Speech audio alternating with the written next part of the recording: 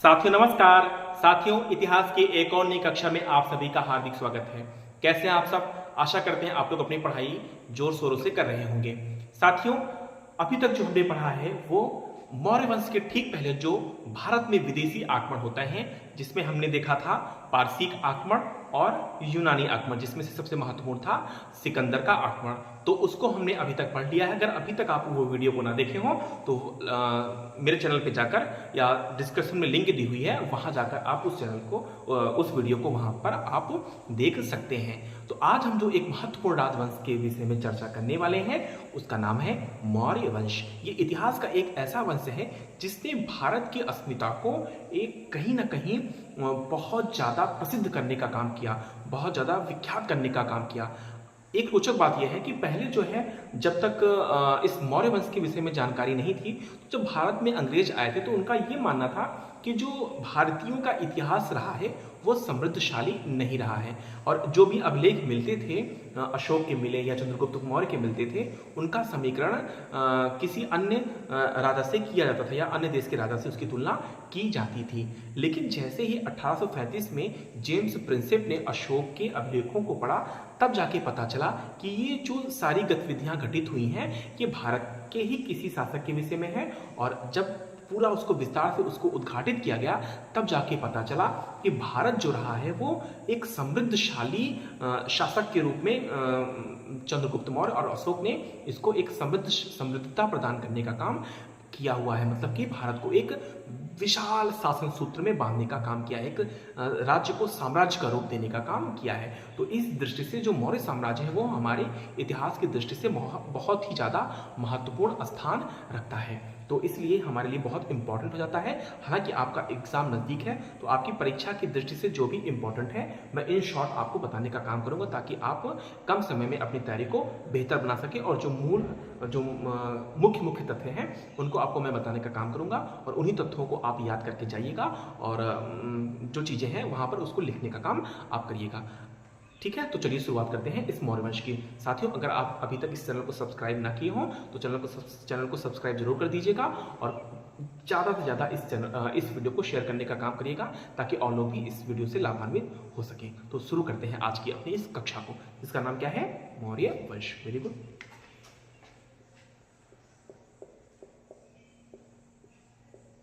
मौर्य वंश, ठीक है। इसके पहले हमने क्या पढ़ा था? तो ईरानी आक्रमण और यूनानी आक्रमण पढ़ा हुआ था। और अगर हम थोड़ा सा आपको याद दिलाना चाहें तो मगध साम्राज्य के उत्कर्ष के अंतर्गत जो हम अंतिम वंश पढ़े थे वो कौन सा था? नंद वंश था। कहां पर? मगध में। थोड़ा सा मैप से भी आप समझिएगा, छोटा बनाने का प्रयास करता हूं।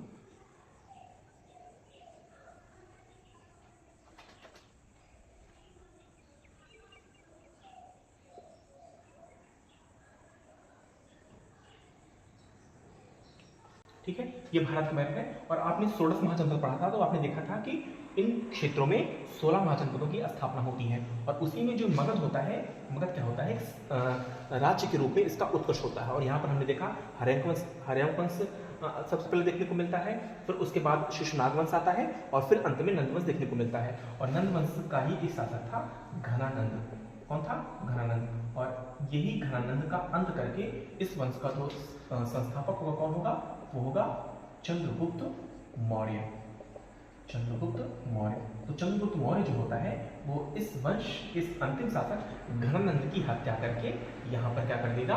मौर्य वंश की स्थापना करेगा। और जो इसका शासन क्षेत्र था वो कहीं ना कहीं बहुत ज्यादा विस्तारित नहीं था, इन क्षेत्रों में सिमट कर रह गया था। लेकिन जब मौर्य वंश की स्थापना होती है तो वो जो है अपने शासन सत्ता को लगभग पूरे भारत में विस्तारित करने का काम करते हैं। जैसे मान लीजिए पाकिस्तान का क्षेत्र, अफगानिस्तान का क्षेत्र है, तो लगभग ये सारे क्षेत्र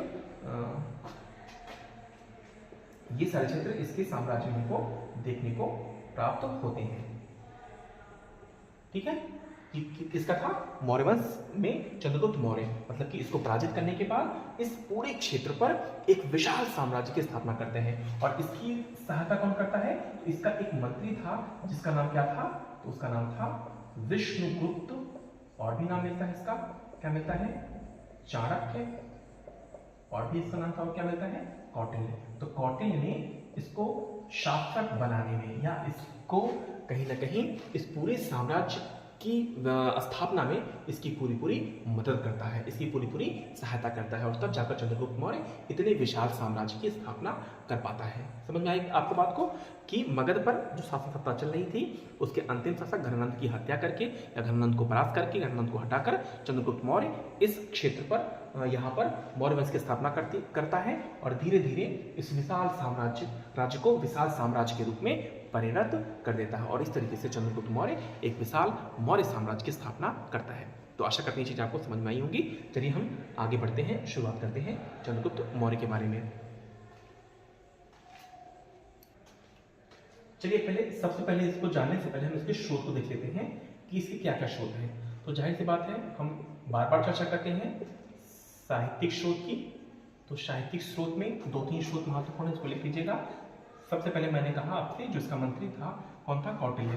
तो कौटिल्य ने एक ग्रंथ की रचना की जिसका नाम क्या है, अर्थशास्त्र। तो कह सकते हैं कौटिल्य का अर्थशास्त्र, ठीक है। और क्या है साहित्यिक स्रोत में, तो क्षेमेंद्र है, क्षेमेंद्र की वृहत कथा मंजरी, वृहत कथा मंजरी। और क्या है, सोमदेव का कथा सरित सागर, सोमदेव का कथा सरित सागर। और क्या है, तो और एक लिखिएगा विशाख दत्त की मुद्रा राक्षस, ठीक है। ये कुछ महत्वपूर्ण ग्रंथ है जिससे हमको मौर्य वंश के विषय में जानकारी प्राप्त होती है। अगर हम पुरातात्विक स्रोत की बात करें तो पुरातात्विक स्रोत में तो उसमें ज्यादा आपको माथापच्ची नहीं करनी है।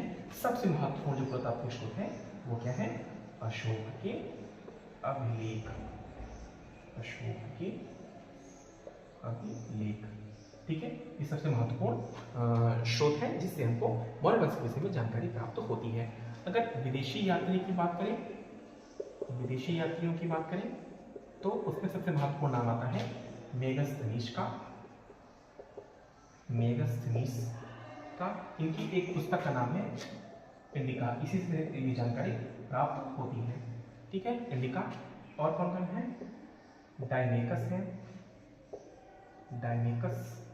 और कौन है, डायोनीसियस, डायोनीसियस है। और कौन है, स्ट्रैबो है, प्लिनी है, ठीक है। ये कई सारे विदेशी यात्री हैं जिनसे हमको मौर्य वंश के विषय में जानकारी प्राप्त होती है, ठीक है। तो ये रहे आपके सामने स्रोत। जब मौर्य वंश के विषय में कोई भी शासक के बारे में पूछेगा, चाहे वो चंद्रगुप्त मौर्य आएंगे, अशोक आएंगे, तो आप स्रोत को जरूर लिखने का काम करिएगा कि ये जानकारी हमको कहाँ से प्राप्त होती है, ठीक है। 2 ही शासक इसमें महत्वपूर्ण हैं जो आपके एग्जाम में आ सकते हैं, चंद्रगुप्त मौर्य, एक अशोक। तो इन्हीं 2 शासकों को हमको विस्तार से पढ़ना है, ठीक। चलिए इसको लिख लीजिए आप लोग। चलिए हम लोग देखते हैं इसके संस्थापक चंद्रगुप्त मौर्य, ठीक है। कौन थे ये थे मौर्य वंश के संस्थापक, क्लियर।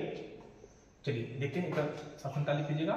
323 ईसा पूर्व से 298 ईसा पूर्व, ठीक है।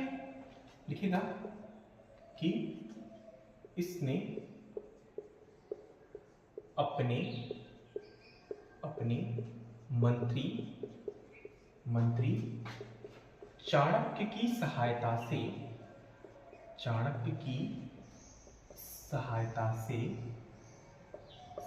से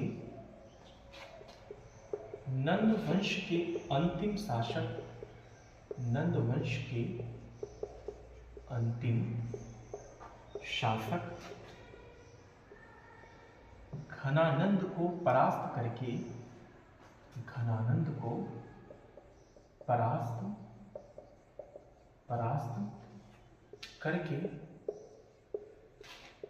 मगध में मौर्य वंश की स्थापना की, मौर्य वंश की स्थापना की। यह 25 वर्ष की आयु में शासक बना। इसके बारे में प्लूटार्क कहता है कि प्लूटार्क एक लेखक है, विदेशी लेखक है।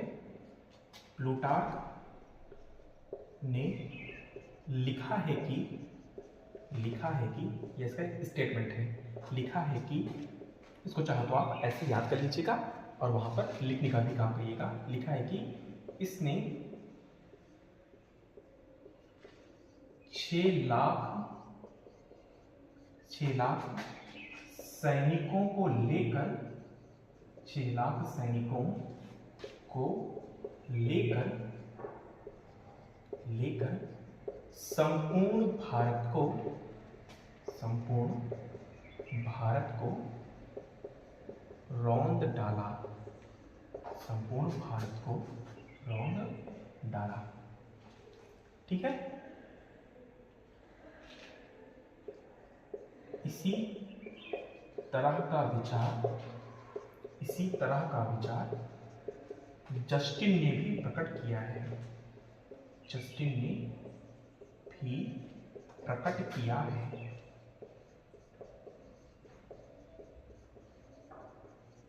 ठीक। इसको लिख लीजिए, फिर चलते हैं अगली स्लाइड पे। चलिए आगे देखिए। आगे लिखेगा कि चंद्रगुप्त मौर्य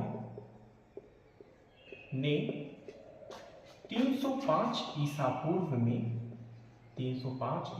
में यूनानी शासक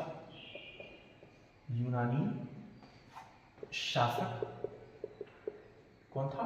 तो वो था सेल्यूकस निकेटर को परास्त किया। सेल्यूकस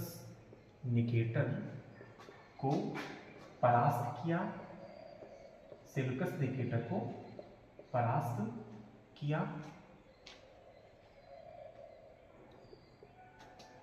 इन दोनों शासकों के मध्य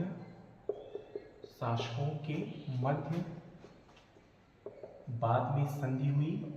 मतलब कि जब सेल्यूकस निकेटर परास्त होगा तो वो संधि करने के लिए प्रस्ताव रखा, तो बाद में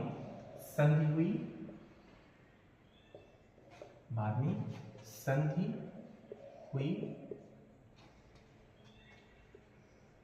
जिसमें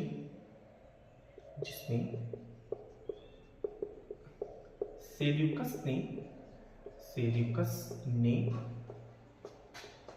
500 हाथी के बदले, मतलब कि चंद्रगुप्त मौर्य ने 500 हाथी सेल्यूकस निकेटर को दिए। 500 हाथी के बदले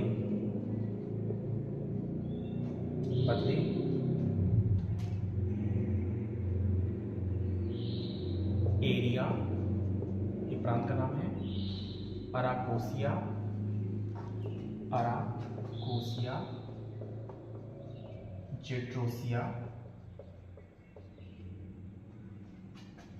जेट्रोसिया एवं पेरिपेनिस डाई के प्रदेश कुछ क्षेत्र प्रदान किए। ठीक है। तो इस तरीके से जो इसका सबसे महत्वपूर्ण युद्ध होता है वो सेल्यूकस निकेटर से होता है और उसमें चंद्रगुप्त मौर्य की विजय होती है और उसका परिणाम यह होता है कि जो चंद्रगुप्त मौर्य है उसने 500 हाथी सेल्यूकस निकेटर को भेंट किया और उसके उपलक्ष्य में उसने इन चारों प्रांतों को चंद्रगुप्त मौर्य को प्रदान किया, उसके कुछ क्षेत्रों को उसको दिया। ठीक है। और भी कुछ काम हुए, उसको भी देख लीजिए, और भी चीजें घटित हुई। ठीक है। इसमें लिखेगा कि इसने मतलब वो लिखेगा सेल्यूकस ने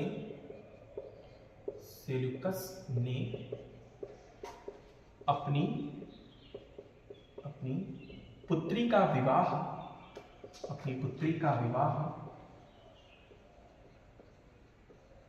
चंद्रगुप्त मौर्य से किया। चंद्रगुप्त मौर्य से किया दहेज के रूप में इसने मतलब सेल्यूकस ने उपर्युक्त 4 प्रांत, कौन कौन से थे ये लिखा हुआ है, उपर्युक्त 4 प्रांत भेंट किया तथा अपना राजदूत, कौन था राजदूत, तो वो था मेगस्थनीज, अपना राजदूत मेगस्थनीज को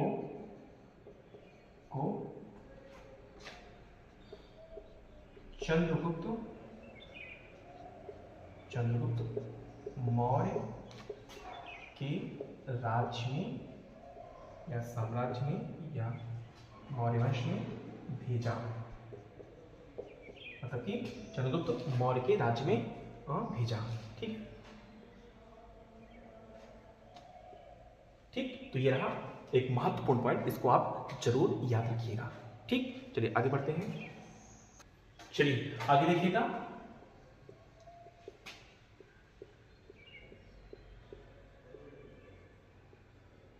चंद्रगुप्त मौर्य का साम्राज्य, चंद्रगुप्त मौर्य का साम्राज्य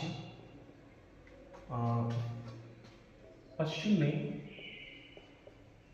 में ईरान से लेकर पूर्व में बंगाल तक तथा उत्तर में कश्मीर से लेकर दक्षिण में कर्नाटक तक विस्तृत था। ठीक है, आगे देखिएगा, चंद्रगुप्त मौर्य ने अपने शासन के अंतिम वर्षों में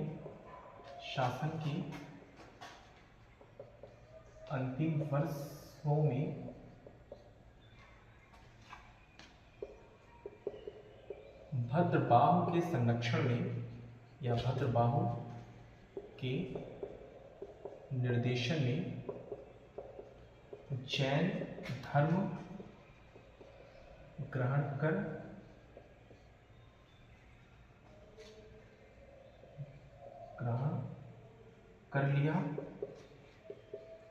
लिया तथा कर्नाटक चले गए। यही कर्नाटक में ही ये जैन धर्म की शिक्षा लेते हैं, भद्रबाहु के निर्देशन में कर्नाटक चले गए और यहीं पर सल्लेखना क्या होती है, इसमें उपवास के द्वारा शरीर का त्याग किया जाता है। सल्लेखना विधि के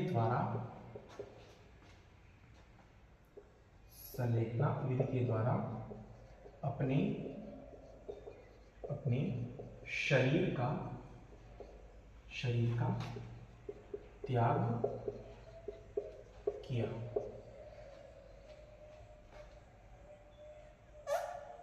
ठीक, तो ये रही चंद्रगुप्त मौर्य से संबंधित जानकारी। थोड़ा सा 1-2 पॉइंट हम बिंदुसार को देख लेते हैं। चलिए आगे देखते हैं हम बिंदुसार को। बिंदुसार 298 ईसा पूर्व से 273 ईसा पूर्व। ठीक है, इसमें लिखेगा कि चंद्रगुप्त मौर्य के बाद उसका पुत्र बिंदुसार गद्दी पर बैठा। बिंदुसार गद्दी पर बैठा। यूनानी लेखों में इसे अमित्रोचेट्स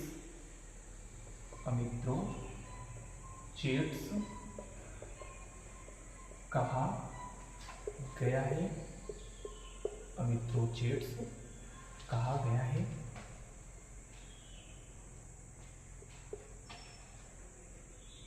आगे लिखिएगा, इसके दरबार में डायमेकस एवं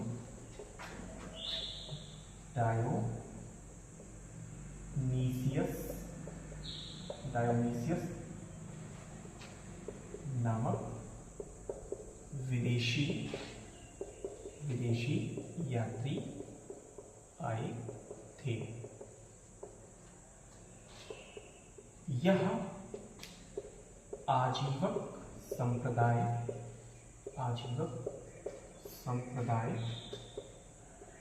का अनुयायी था। ठीक है, तो ये रही बिंदुसार से संबंधित जानकारी। चंद्रगुप्त मौर्य आपके लॉन्ग में आ सकते हैं और बिंदुसार वेरी शॉर्ट में आपके आ सकते हैं, तो इसको हम शॉर्ट ही देख रहे हैं। जो सबसे महत्वपूर्ण है वो चंद्रगुप्त मौर्य थे, और इससे भी महत्वपूर्ण जो है वो है अशोक। तो अशोक के बारे में हम इसके नेक्स्ट क्लास में देखेंगे, अशोक को पढ़ेंगे, और अशोक के अभिलेखों को और अशोक के धम्म को हम नेक्स्ट क्लास में देखेंगे। तब तक आप अपनी पढ़ाई को जारी रखिए। ठीक है, मिलते हैं अगली क्लास में। धन्यवाद, नमस्कार।